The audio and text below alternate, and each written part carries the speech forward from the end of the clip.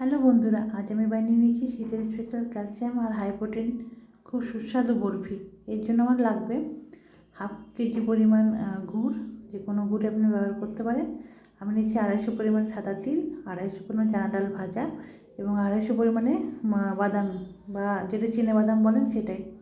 এরপর আমি এই চিনে বাদাম আর যে ডাল ভাজাটা আছে সেটাকে আমি হালকা করে ক্রাশ করে নেবো, নাহলে খুব বড় বড় দানা থাকলে এটা খেতে ভালো লাগে না, বাচ্চারা মুখে দিতে চায় না। ওই জন্য এই দুটোকে আমি হালকা করে ছোটো ছোটো ক্র্যাশ করে নিচ্ছি। এটা একদম মিহি পেস্ট করবেন না, হালকা যেন গোটা গোটা দানা থাকে সেরকম করে ওটা ক্র্যাশ করে নিলে মুখের স্বাদটা খুব ভালো আসে আর বাচ্চারাও খেতে পছন্দ করে।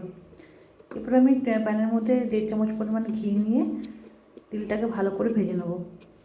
তিল ভাজাটা খুব একটা ইম্পর্টেন্ট স্টেপ এখানে, কারণ আমাদের অনেকে কী হয়, তিলটা ভাজতে গেলে আমি তো ড্রাইয়ে যদি ভাজি তাহলে তিলটা হালকা কালো হয়ে যায় আর এর যে স্বাদটাও অনেকটা বিগড়ে যায়, মানে তেতো তেতো আসে, বাচ্চারা মোটেও খায় না।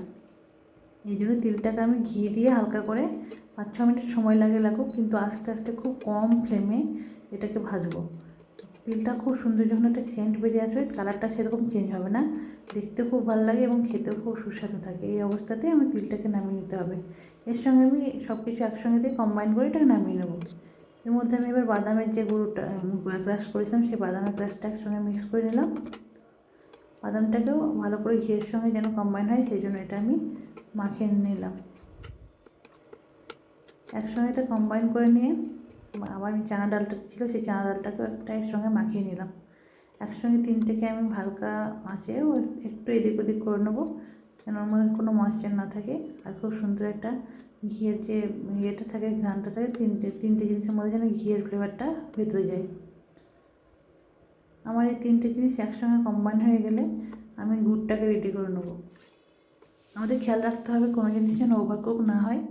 ওভারকুক হলে বড়োরা হয়তো খেয়ে নেবে কিন্তু বাচ্চারা খেতে চাইবে না। এটা শীতের জন্য খুবই একটা উপকারী, high protein rich, calcium rich একটা বার। আপনি টিফিনে বাচ্চাদের দিতে পারেন একটা করে টুকরো, বড়োরাও একটা করে টুকরো খেলে যথেষ্ট। এরপরে আমি কড়াইটা খালি করে ওর মধ্যে গুড়টা জাল করে নেবো, মানে হালকা গরম করে নেবো।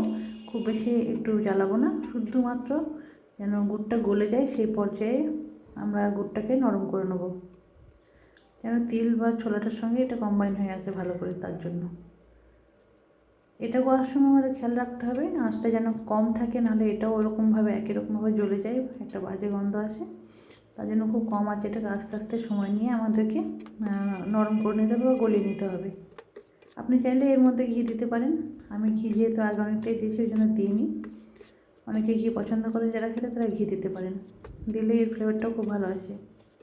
আমি গুড়টাকে নরম হয়ে গেলে এর মধ্যে 1 চামচ পরিমাণ দিয়েছি এলাচ গুঁড়োর পাউডার আর 1 চিমটি মতো দিয়েছি এর মধ্যে মিষ্টি সোডা, যেটাকে আপনারা খাওয়ার সোডা বলে চেনেন, সেটা আপনি একটু মিক্স করে নেবেন। তাতে কী হয়, এর ফ্লেভারটাও ভালো আসে, টেক্সচারটাও ভালো আসে। দেখতে পাচ্ছেন আমার যে গুড়টা এটা নরম হয়ে গেছে গলে। এর মধ্যে আমি এলাচটা আর খাওয়ার সোডাটা দিয়ে নিয়ে এটাকে ভালো করে নেড়ে নেবো। খাবার সোডাটা দেওয়ার পরে দেখতে পাবেন এটার মধ্যে একটা ফানা ফানা ভাব আসছে, তখন আপনি বুঝতে পারবেন এটা রেডি হয়ে গেছে। আমাদের এটা নাড়তে থাকতে হবে অনবরত, নাহলে কিন্তু নিচের দিকে কালচে পড়ে যাবে এবং ধরে নেবে আর তিতকুটে একটা ভাব চলে আসবে। তার জন্য এটাকে অনবরত নাড়তে হবে, আঁচটা খুব কম রাখতে হবে। খেয়াল রাখতে হবে যেন ভালো করে নিচেটা তলাটা ছাড়িয়ে নেওয়া হয় বারবার, না হলে কিন্তু এর টেস্টটাও খারাপ হয়ে যায়। দেখতেই পাচ্ছেন ফেনা ফেনা হয়ে আসছে, মোটামুটি আমার গুড়টা রেডি হয়ে গেছে।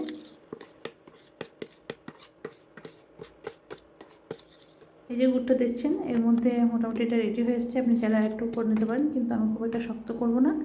ওই জন্য এই পর্যায়ে আমি তেলগুলো যেটা আছে সেটা আমি মিক্স করে নেবো। অনেক যারা শক্ত খান তারা আরেকটু নাড়িয়ে নিতে পারেন। তিলের যে মিশ্রণটা আছে সেটা এর মধ্যে মিক্স করে নেবো। মিক্স করার সময় খেয়াল করতে হবে যেহেতু গুড়টা ফুলে আছে, আপনি যতটা দেবেন এটা ফেপে উপরের দিকে আসবে, তার জন্য খুব সাবধানে এটাকে আস্তে আস্তে করে একটু মিক্স করে নেবো।